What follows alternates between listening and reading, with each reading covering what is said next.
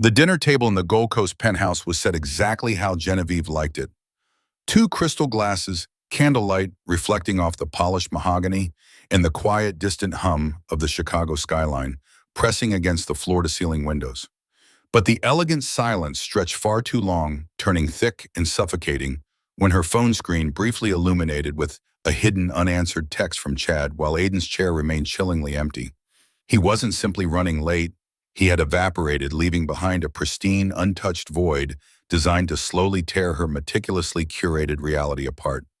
If the fragile, dangerous spaces between what is spoken and what is deliberately hidden fascinate you, I invite you to linger here. There are far more shattered illusions waiting behind these closed doors, so stay with me as the perfect facade finally cracks. The ice clinks softly against the crystal rim of Genevieve's glass, a sharp, fragile sound in the vast expanse of the penthouse living room. It was 8:45 p.m.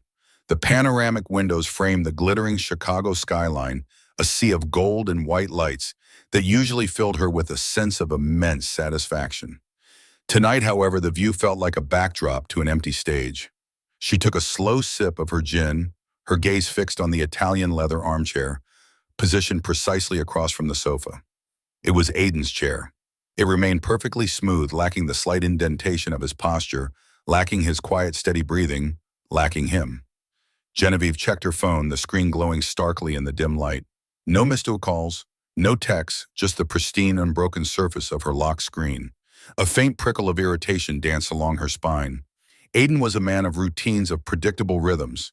If he was working late at the consultancy, he texted at 6. If he was dining with a client, he called at 7. He did not simply vanish into the city's concrete grid.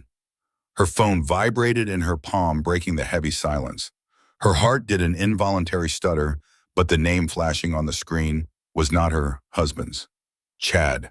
She stared at the name, a knot of something complex tightening in her chest, a mix of thrill annoyance and a deep underlying guilt she usually kept safely compartmentalized.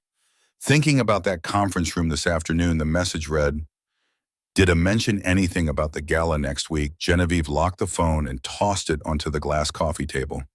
The muffled thud seemed too loud. She didn't want to think about the conference room at DuPont Designs. She didn't want to think about the way Chad's hands had pressed against her waist, pinning her to the drafting table, while the rest of the floor was out to lunch. She liked her life compartmentalized. Chad was chaos, a messy, intoxicating secret. Aiden was order.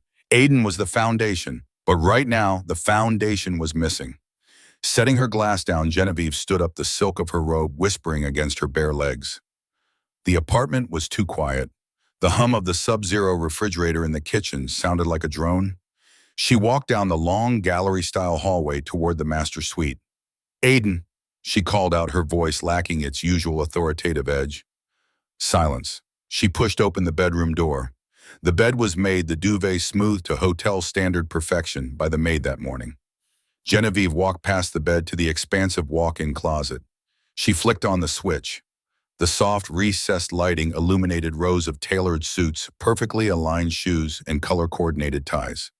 At first glance, everything was exactly as it should be, but Genevieve's eyes, trained by years of architectural design to spot spatial anomalies, caught the discrepancy instantly. A gap. A small, almost imperceptible gap on the third shelf where his leather duffel bag usually sat. She moved closer, her breath catching slightly. She reached out, her manicured fingers brushing the empty space. She scanned the hanging racks. His favorite charcoal Tom Ford suit was there. His vintage Rolex sat in its velvet case. His laptop charger remained plugged into the wall outlet. It wasn't a packing job of a man leaving a marriage. It was the sterile surgical removal of just enough to survive a few days. No note on the pillow, no angry scrawl on the bathroom mirror, no smashed plates in the kitchen. Just an absence so profound it felt like a physical weight pressing against her chest. Her phone buzzed again from the living room. It was likely Chad, impatient for a response, entirely unaware of the cold reality settling over the penthouse. Genevieve leaned against the doorframe, wrapping her arms around herself. A husband who yelled was manageable. A husband who asked questions could be manipulated, lied to, or placated. But a husband who simply ceased to exist within the walls of their perfect life, that was something she didn't know how to design her way out of. 72 hours. That was how long the penthouse had held its breath. Genevieve stood in the center of her stark minimalist kitchen, the chrome espresso machine hissing as it poured a single dark shot. Usually mornings were a choreographed dance. Aiden would be at the Marble Island reviewing global markets on his tablet, the subtle scent of his cedarwood aftershave mingling with the morning air. Now the only scent was roasted coffee and the sterile metallic tang of an empty room. She checked her phone. Still nothing. The notification center was a barren wasteland save for a few promotional emails and a calendar reminder for a structural design review. She had sent 3 texts since Monday. Did you have an early flight? Then Aiden, please call me. Finally a terse, where are you all delivered? None read. The silence wasn't just an absence of noise. It was a living, breathing entity that clung to the corners of the ceiling and settled heavily onto her shoulders. It forced her to endlessly rewind the tape of their last weekend together. Had he noticed the way she deliberately placed her phone face down during Sunday brunch? Had he smelled the faint, lingering trace of Chad's cologne on her trench coat after the late client meeting on Friday? Aiden was meticulous. He made a living noticing irregular market trends and microscopic flaws in financial models. The idea that he had missed a tectonic shift in his own marriage was becoming increasingly improbable. Yet this absolute uncertainty was a slow-acting poison.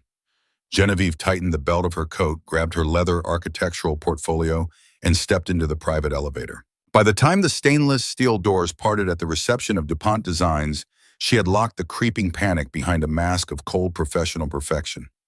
The firm was a glass and steel cathedral to modern architecture, humming with the quiet, frantic energy of impending deadlines. Genevieve walked past the drafting stations, her heels clicking a sharp, authoritative rhythm on the polished concrete floor. She nodded politely to junior staff, offering nothing more than a glacial smile. "Morning, Jenna," the voice murmured just as she passed the break room. Chad. He was leaning against the counter, a steaming mug in one hand, flashing that careless, crooked smile that had unmoored her months ago. He looked entirely relaxed, wearing a bespoke navy suit that fit him just a fraction too well. To him, their secret was just an illicit game, a thrilling escape from the corporate grind. He had no idea the board had been flipped. "Good morning, Chad," she replied, her tone perfectly clipped, keeping her eyes fixed dead ahead as she walked past him. She felt his gaze track her all the way to her glass-walled office. Once inside, she shut the door, the heavy acoustic seals instantly dampening the outside chatter. She dropped her portfolio onto the teak desk and sank into her ergonomic chair, letting out a long, shaky breath. Through the glass, she watched the normal world continue. Designers argued over blueprints. The receptionist organized courier packages. It was agonizingly mundane. She opened her laptop, the screen illuminating her pale reflection. She needed to finalize the Harrison pitch. She needed to secure the senior partnership. But her eyes kept drifting back to her phone, sitting like a dead weight next to her keyboard. The silence from Aiden was no longer just an unanswered question. It was a psychological siege. It was a mirror held up to her flawless, symmetrical life, forcing her to look at the ugly, fractured reality beneath. And the most terrifying part was that without his presence, without the grounding weight of the husband she had betrayed, she felt her own meticulously designed walls beginning to crack. The heavy steel door of the wall safe in Aiden's study swung open with a dull, clinical click.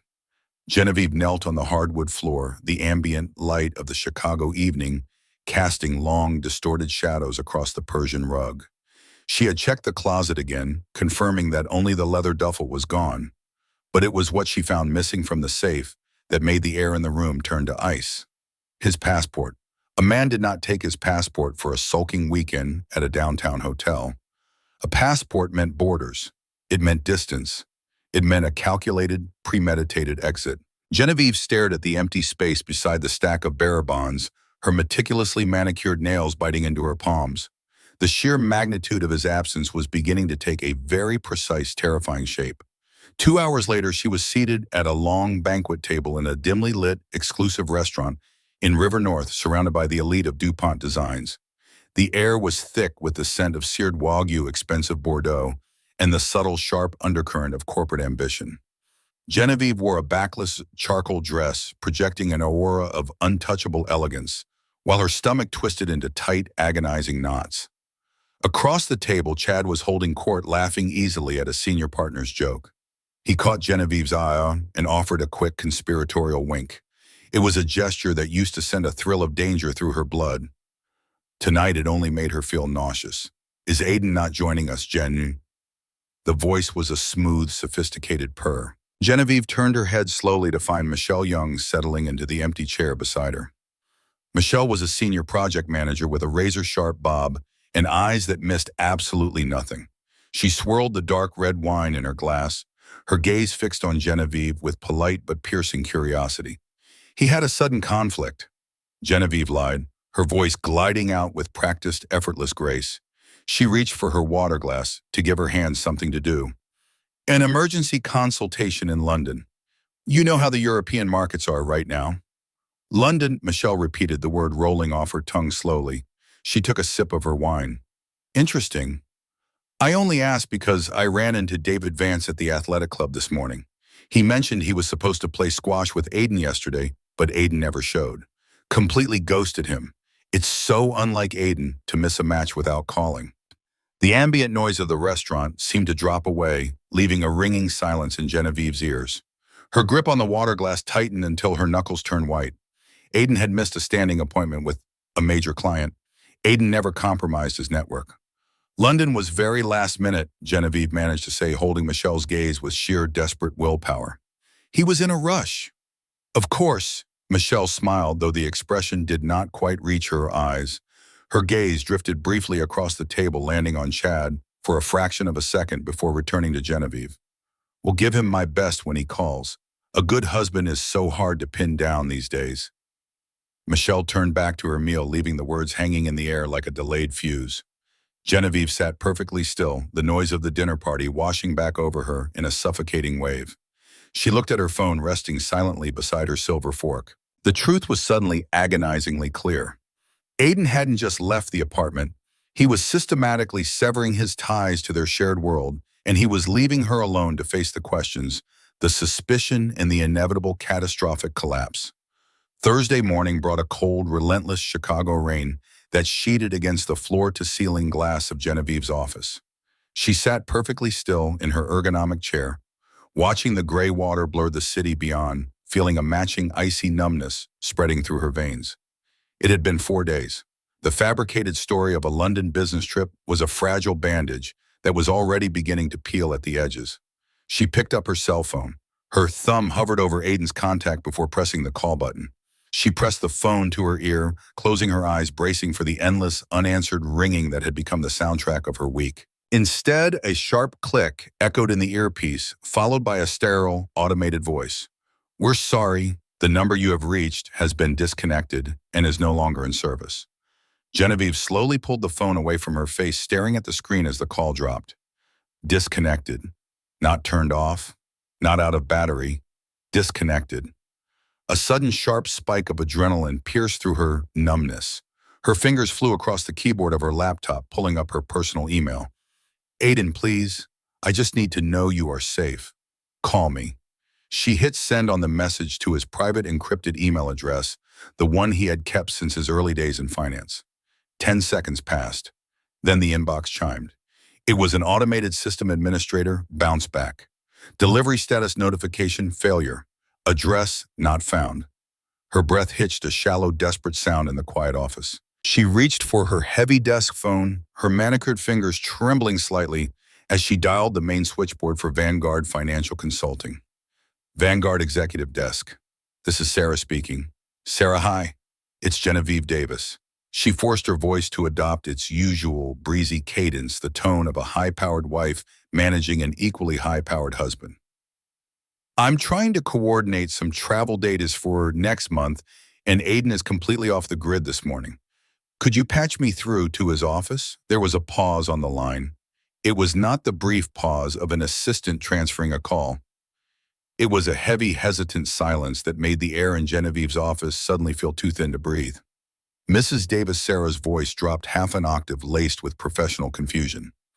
Mr. Davis's office is currently being packed up by the logistics team. He initiated an indefinite sabbatical on Monday morning. His corporate accounts have all been deactivated. Didn't he mention the timeline? The architectural models on Genevieve's desk seemed to tilt. The polished concrete floor felt as though it was dropping out from underneath her. Right, Genevieve managed to say the words scraping out of her throat. Of course, the sabbatical. I just lost track of the exact start date with my own project deadlines. Thank you, Sarah. She placed the receiver back on its cradle with agonizing slowness before the assistant could ask another question. The disconnected number, the deleted email, the cleared out office, the missing passport, the untouched expensive suits left behind like molted skin. He knew the realization did not arrive with a scream or a crash of breaking glass. It arrived as a quiet, suffocating certainty. Aiden knew about Chad. He knew about the locked conference rooms, the late-night texts, the hotel downtown. A lesser man would have hired a lawyer, demanded a screaming match, or thrown her belongings into the street.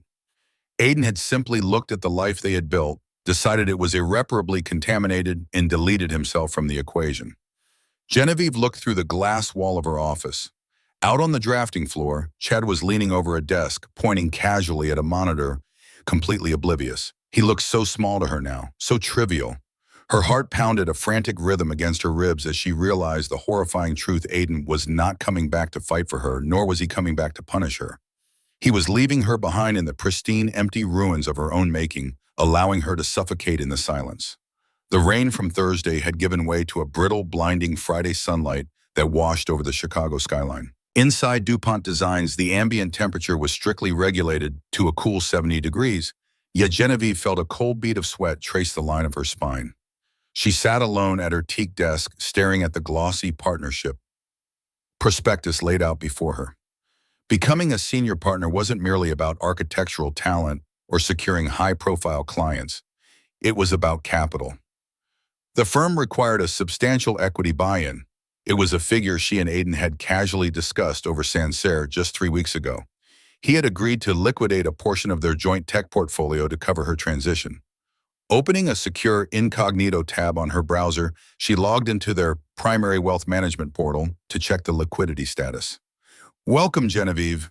The dashboard populated, but the numbers were wrong. She blinked her mind, momentarily rejecting the data presented on the screen. The primary joint investment account, the one holding the bulk of their liquid assets, was simply gone.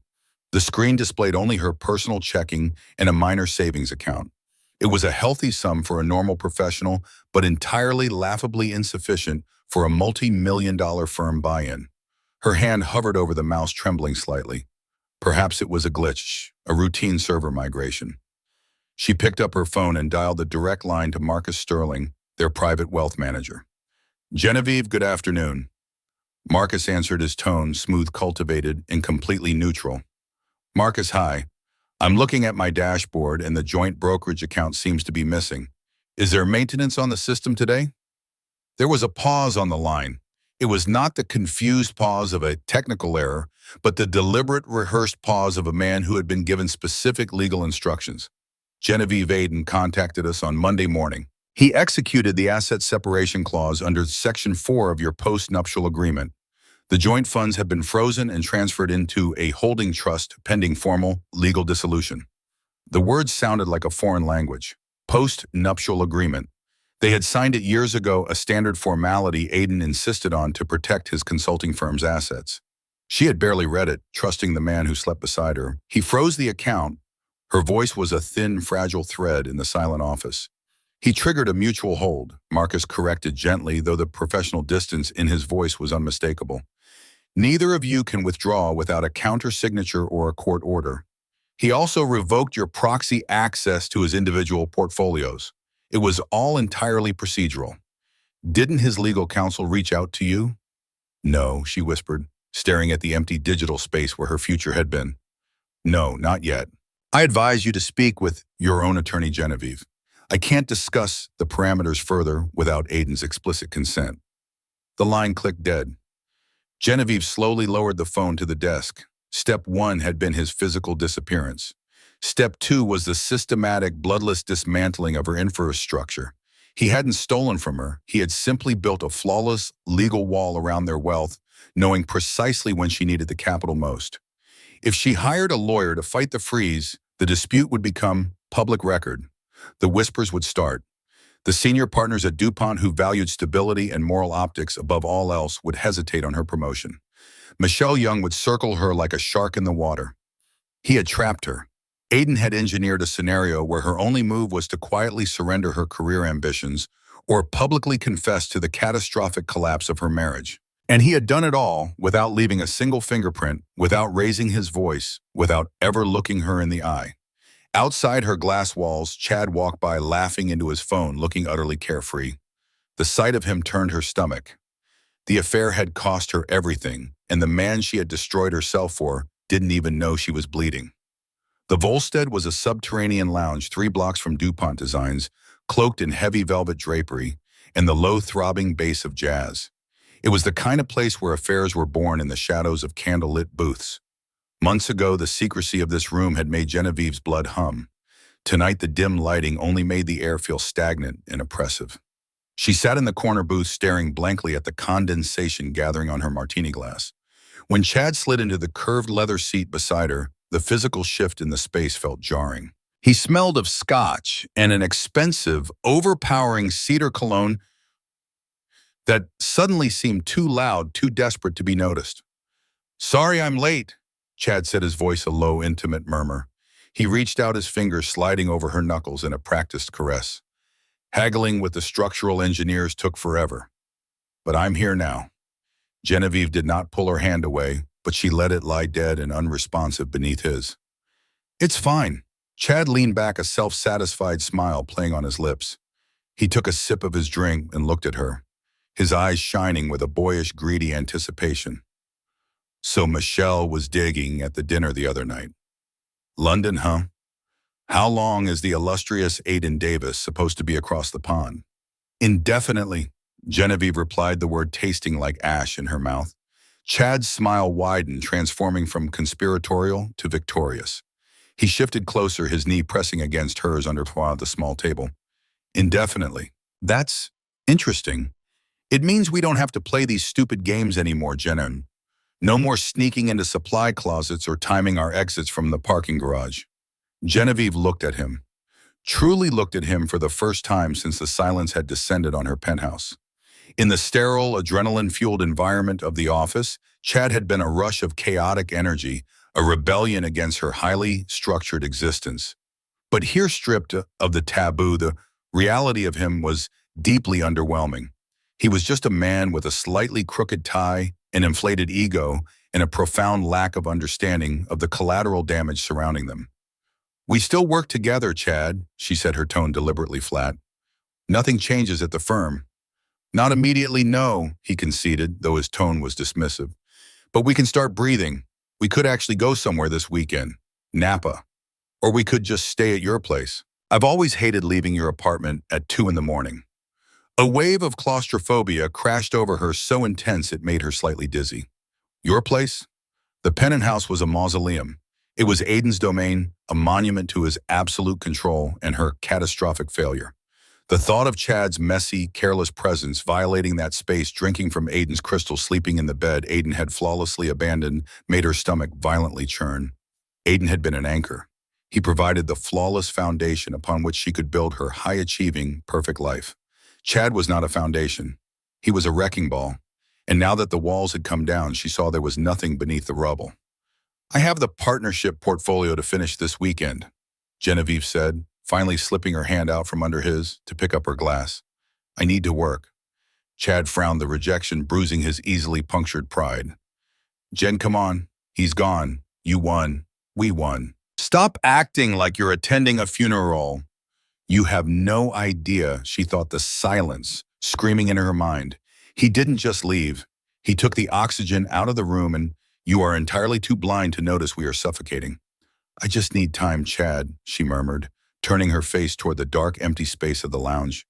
For the first time since the affair began, Genevieve realized the horrifying truth. She was infinitely more alone sitting next to her lover than she had ever been in an empty room.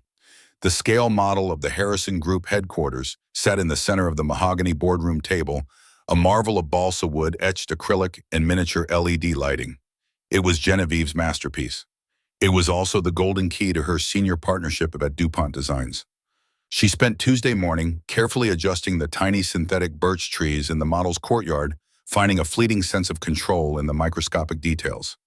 The heavy glass door clicked open. Genevieve looked up, expecting her junior drafting team. Instead, Charles DuPont, the firm's founding partner, stepped into the room. He did not carry a notepad. He did not look at the glowing architectural model. He looked directly at Genevieve, his expression set in a grim, impenetrable mask. "Charles," she said, straightening her posture, instantly sensing the atmospheric pressure in the room drop. "I was just doing a final lighting check for the review with Robert Harrison this afternoon." Charles walked slowly to the edge of the table, resting his hands on the leather-backed chair. "There won't be a review this afternoon, Genevieve. I just got off the phone with Robert." Genevieve's pulse skipped a beat. "Did he need to reschedule? I can make myself available tomorrow." He didn't reschedule. He pulled the retainer. The words hung in the sterile, air-conditioned air, entirely incomprehensible. "Pulled the retainer," Genevieve repeated, her voice remarkably steady despite the sudden, violent lurch in her stomach. "That's impossible. We are 90% through the design development phase." He signed the preliminary agreements. Did he cite a structural issue, budget? Charles looked away for a fraction of a second, a subtle tell of deep discomfort. He didn't cite the architecture at all. He said he was restructuring his portfolio.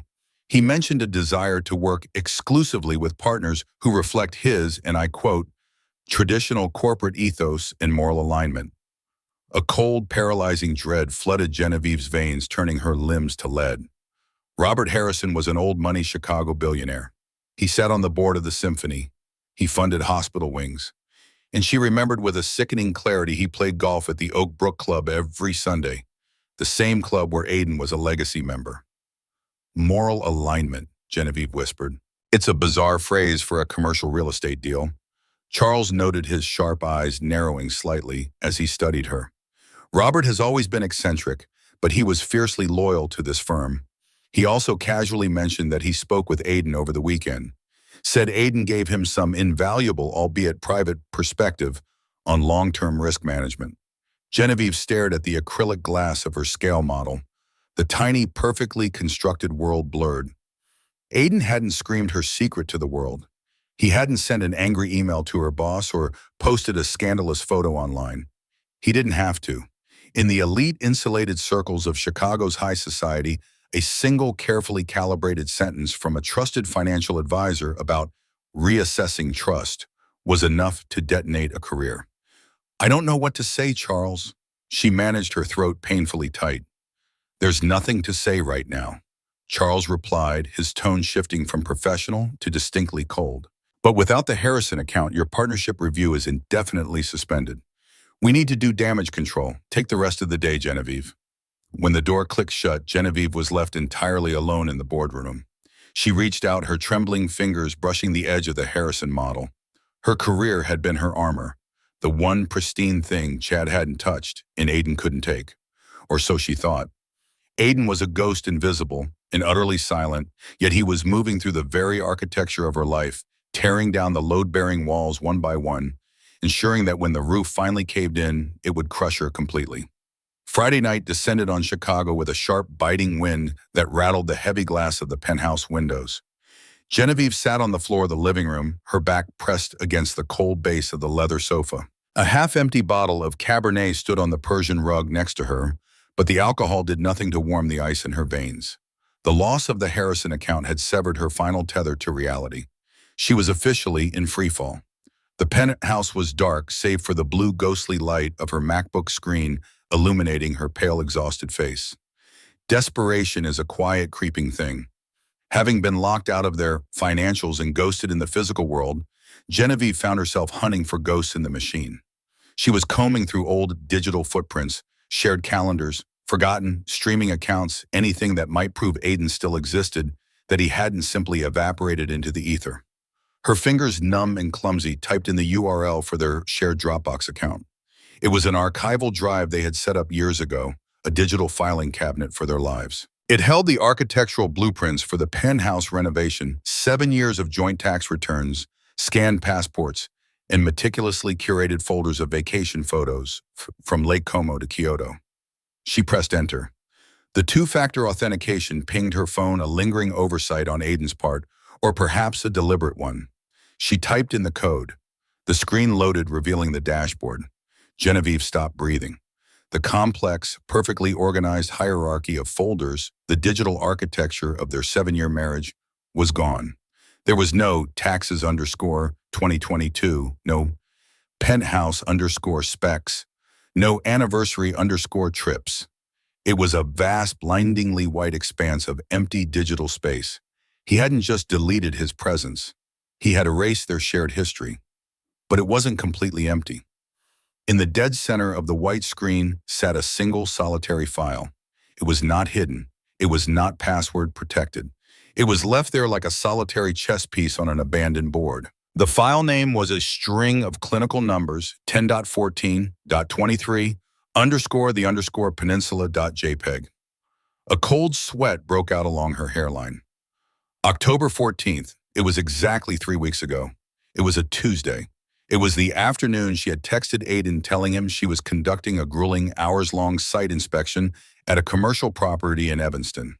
Her hand shook violently as she moved the cursor over the file icon. The silence in the apartment roared in her ears, a deafening rushing sound. With a sharp click of the trackpad, she opened the image. It was not a blurry, frantic photograph taken from a passing car. It was high resolution, perfectly framed, and ruthlessly clear. The lens had captured Genevieve in her signature camel trench coat, stepping through the gilded, revolving doors of the Peninsula Hotel downtown. Walking just a fraction of a step behind her, his hand resting intimately, possessively on the small of her bare back, was Chad. Their faces were angled toward each other, caught in a moment of private, intoxicating laughter. In the bottom right corner, a digital timestamp glowed in stark, white font 14:03:42. Genevieve stared at the screen, her eyes burning, unable to blink. Aiden had not stumbled upon a stray text message. He had not smelled cologne on her clothes and flown into a jealous rage. He had suspected he had hired a professional investigator, and he had waited. He had received this irrefutable, high-definition proof of her infidelity, sat across from her at the dinner table that very evening, asked her how the site inspection in Evanston went, and poured her a glass of wine without his hand trembling once. He had known for 3 weeks. 3 weeks of quiet observation while he systematically drafted the legal and financial blueprints of her destruction. The sheer terrifying magnitude of his discipline finally broke her. Genevieve let out a choked, ragged sob, pressing the heels of her hands into her eyes as the MacBook screen automatically went to sleep, plunging the penthouse into absolute unforgiving darkness. The physical invitation to the Chicago Symphony Orchestra's Winter Gala had been pinned to Genevieve's dressing room mirror for 2 months. It was the premier event of the season, a glittering convergence of the city's most influential architects, financiers, and philanthropists. In any other timeline, Genevieve and Aiden would have arrived together, a striking tableau of modern success. Tonight, the emerald silk of her gown felt less like armor and more like a beautifully tailored shroud. She stepped out of the black town car and onto the crimson carpet draped over the steps of the Symphony Center. The crisp November wind bit at her bare shoulders, but she held her chin high, arranging her features into a mask of serene, untouchable grace. She had to be seen. She had to prove that the sudden suspension of her partnership track and Aiden's mysterious sabbatical had not broken her. The grand foyer was a sea of velvet diamonds in the low, sophisticated murmur of old money. Genevieve took a flute of champagne from a passing silver tray and scanned the room. Near the towering marble columns, she spotted a familiar cluster, Claire and Marcus Sterling, along with David Vance and his wife Elena. These were the people who attended their summer gatherings, the women who texted her on Sunday mornings for brunch. Taking a steadying breath, Genevieve glided toward them. "Claire, Elena, you both look stunning," she said, her voice a perfectly pitched melody. The reaction was instantaneous yet agonizingly subtle. The physical geometry of the group shifted, shoulders angled inward. The warm, animated laughter that had been floating above them abruptly died, replaced by a dense vacuum-like silence. Claire Sterling turned her head. Her smile was a masterpiece of social engineering, light completely devoid of warmth and devastatingly brief. "Genevieve, hello." She did not offer the customary kiss on the cheek. She did not compliment the emerald gown. She did not ask about Aiden. I was hoping to catch Marcus regarding some portfolio questions. Genevieve pressed on her heart, hammering against her ribs, the crystal stem of the champagne glass suddenly slippery in her grip. But I suppose tonight is strictly for the music. Marcus offered a stiff, clinical nod, his eyes fixed firmly on the space just past her shoulder rather than looking at her face. Indeed. Enjoy the performance, Genevieve. David Vance, the man Aiden had deliberately ghosted on the squash court a week prior, cleared his throat and looked pointedly toward the sweeping staircase. I believe they are calling for seating, darling, he murmured to Elena, placing a protective hand on his wife's back. Without another word, the group smoothly fractured and drifted away, leaving a gaping 5-foot radius of empty space around Genevieve. No one gasped. No one whispered behind their hands. No one threw a drink. It was far more brutal than a public scandal. It was a complete coordinated excommunication. As she stood alone under the glittering multi-tiered chandelier, the terrifying reality of Aiden's strategy became absolute. He had not aired their dirty laundry. He had simply spoken privately to the men who controlled the city's wealth, citing irreconcilable moral differences and quietly withdrawing his vast financial influence from her proximity. In the elite strata of Chicago society, a woman without her husband's backing, tainted by the unspoken stench of betrayal, was not a tragedy to be pitied. She was a liability to be avoided, and liabilities were quietly, efficiently erased. Genevieve set her untouched champagne on a passing tray. The symphony hadn't even begun, but the music was entirely over.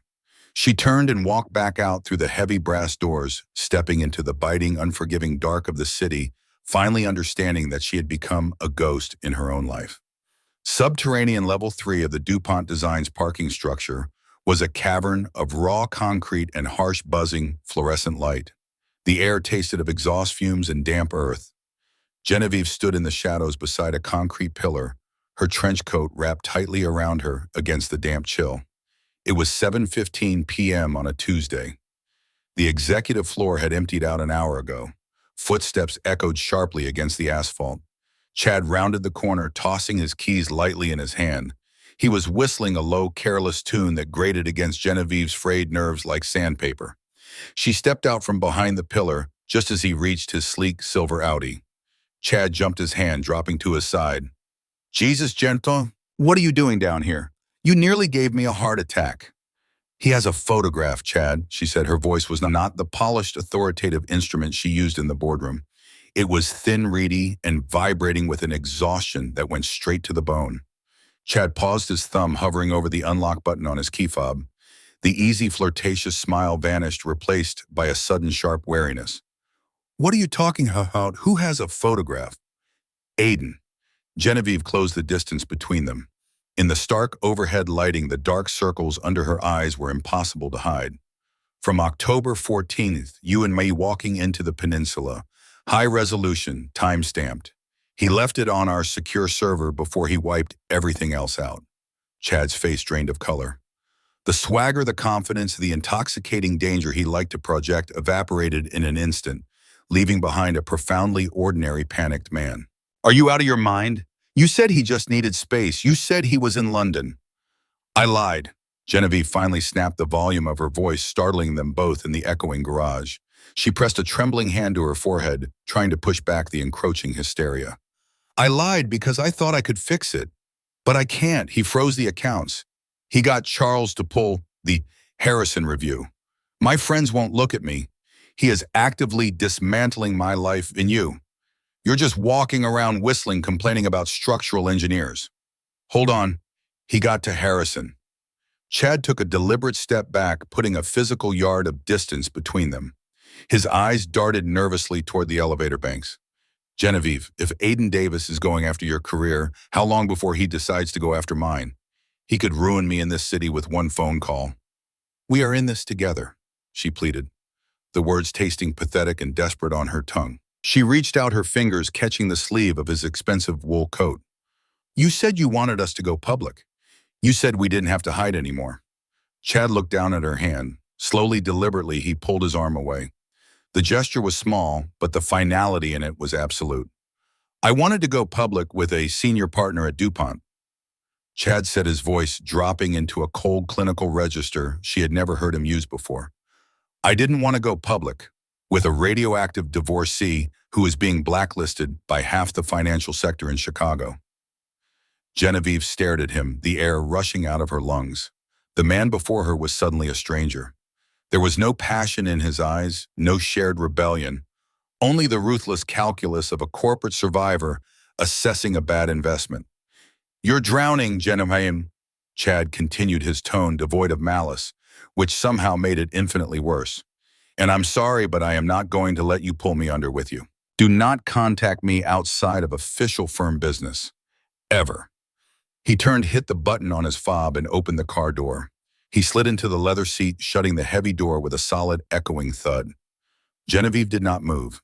She stood perfectly still on the cold concrete as the engine roared to life. The headlights washed over her, casting long, distorted shadows against the parking garage walls. She watched the red taillights fade up the ramp, leaving her behind in the suffocating silence. Aiden had taken the architecture of her life, but it was Chad who had just shown her that the foundation had always been hollow. The digital clock on the kitchen oven glowed 3:14 a.m. The penthouse was entirely dark, save for the ambient amber glow of the city streetlights filtering through the rain-streaked panoramic windows. Genevieve sat on the hardwood floor of the hallway, her back pressed against the locked door of Aiden's study. She was wearing a heavy cashmere sweater that had belonged to him, drowning herself in the faint, lingering scent of cedarwood that was rapidly fading from the fabric. In her trembling hand, her phone cast a pale blue light across her exhausted face.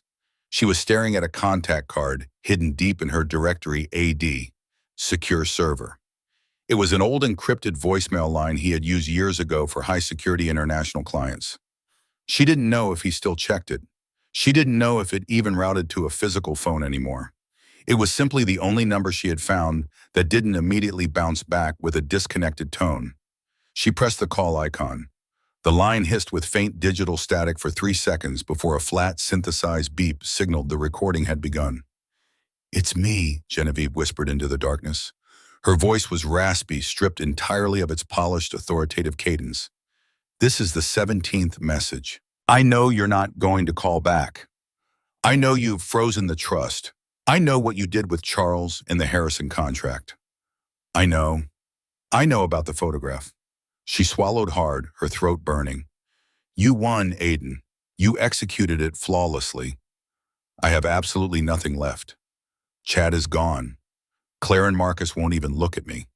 The firm is going to quietly push me out by the end of the quarter. You tore the entire house down, and you didn't even have to light a match to do it." She paused, listening to the soft, rhythmic hum of the building's HVAC system. She wanted him to interrupt her. She wanted to hear his deep voice, tight with rage, calling her a liar, a traitor, a hypocrite. She wanted the ugly, visceral mess of a broken marriage. She wanted shattered glass and slammed doors. "Why won't you scream at me?" She suddenly sobbed, her composure shattering completely. The phone shook violently against her cheek. "Just yell, call me, and tell me you hate me. Tell me I disgusted you. Tell me I ruined everything. Punish me to my face, Aiden. You don't get to just walk away and leave me in this absolute nothingness." Hot tears spilled over her eyelashes, cutting tracks down her pale cheeks. She pulled her knees to her chest, curling into a tight, agonizing ball on the cold floor. "I'm sorry." She wept, the words tumbling out in a broken, desperate litany. "I'm so sorry. It was a mistake. He meant nothing. It was just chaos, and I thought I could control it. I thought I could have everything. Please, please, Aiden. Just one word. Just let me hear your voice so I know I'm still alive." She waited, her breath hitching in her chest, staring blindly into the shadows as if expecting the recorded line to magically switch to a live connection. There was only the relentless hiss of the server. Then the automated system chimed. Maximum recording time reached. Goodbye. The call dropped. The screen went black. Genevieve let the phone slip from her fingers. It clattered softly onto the hardwood. She rested her head against her knees and let the suffocating, heavy silence of the penthouse swallow her whole. The emptiness was no longer just the absence of her husband. It was a physical entity, a tomb she had built with her own 2 hands. And as she sat weeping in the ruins of her perfectly curated life, she finally understood the architecture of Aiden's masterpiece. The cruelest punishment for an unforgivable betrayal was not violent retribution, but absolute eternal indifference. The morning light that filtered into the penthouse was gray and indifferent. It was a Tuesday 3 weeks since the silence began, but the days had lost their distinct shapes, bleeding into one another like watercolor in the rain. Genevieve moved through the apartment with the slow, rhythmic caution of a ghost. She had stopped calling the secure line. She had stopped checking the cloud drive. The hysteria of the previous week had been replaced by a heavy leaden exhaustion that made even the act of breathing feel like a chore. She stood in the master bathroom, staring at her reflection in the oversized backlit mirror. The woman looking back was a stranger. Her skin was sallow, the sharp, elegant lines of her cheekbones now hollowed by weight loss and lack of sleep. This was the face of the woman who had thought she could architect a perfect lie, only to find that she had been living in a house of glass all along. She walked to the kitchen and opened the refrigerator. It was nearly empty. A carton of expired milk, a jar of olives, and a bottle of expensive champagne she and Aiden had bought in Rams last summer. She reached for the bottle, then stopped. The silence of the penthouse had become her only companion. It was not a peaceful silence. It was a loud, accusing void that echoed with the memories of things left unsaid. Every corner of the apartment, was a reminder of Aiden's meticulous hand, the way the books were shelved, the specific angle of the living room chairs, the temperature of the air.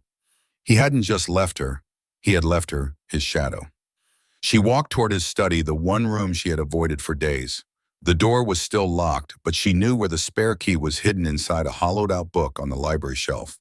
Her fingers found the cold metal. She turned the lock and pushed the door open. The room was pristine. It smelled of old paper and the faint, lingering scent of his tobacco. The desk was completely clear. No stray pens, no discarded memos, no scraps of paper. It looked like a showroom, a space that had never been inhabited. She sat in his leather desk chair and opened the top drawer. Empty. She opened the middle drawer. Empty. It was as if he had never existed. He had wiped his presence from the physical world with the same clinical precision he had used to wipe the digital one. He hadn't just moved out. He had performed a surgical extraction of himself from her reality. She rested her forehead on the cool mahogany of the desk. She realized then that this was the step 2 he had intended. He didn't want her dead. He didn't even want her in prison. He wanted her exactly where she was alive, healthy and entirely erased. He had given her exactly what she had given him by having the affair, the experience of being invisible, of being a person whose presence no longer mattered to the one who was supposed to see them. The phone on the desk vibrated. For a split second, a flare of hope ignited in her chest. She grabbed it, her heart thundering. It was a notification from LinkedIn. Michelle Young has updated her profile, senior partner at DuPont Designs. Genevieve let the phone slip from her hand. It hit the floor with a dull thud. The final piece of her identity, the career she had built with such ruthless ambition, had been handed over to the woman who had watched her fall. Aiden hadn't just taken his life away from her. He had taken her life away from her. He had left her with a beautiful, expensive, empty penthouse and a name that no longer meant anything to anyone in the city of Chicago. She was a ghost haunting a graveyard of her own design. The snow began to fall over Lake Michigan, a silent white shroud that settled on the balcony of the Gold Coast penthouse. Genevieve stood by the window, watching the flakes drift aimlessly in the wind. She was dressed in a simple black dress, her hair pulled back into a severe, tight bun. She had sold her jewelry. She had sold the furniture. The apartment was now a series of echoes. She was leaving tomorrow. There were no movers. There was nothing left to move. Just a single suitcase containing the few things that were truly hers. She looked at her reflection in the darkened glass one last time. She was no longer Genevieve Hartwell, the rising star of DuPont Designs. She was no longer the wife of Aiden Davis. She was a woman who had learned with devastating clarity that when you destroy the trust of the person who built your world, you don't just lose them, you lose the world itself. She picked up her suitcase and walked toward the elevator. As the doors closed, she looked back at the empty, dark hallway. Aiden had never returned. He had never sued her. He had never sent a single divorce paper. He had simply erased the architecture of their life and walked away into a new unseen horizon, leaving her behind in the quiet, freezing ruins of her own betrayal. The silence was at last complete.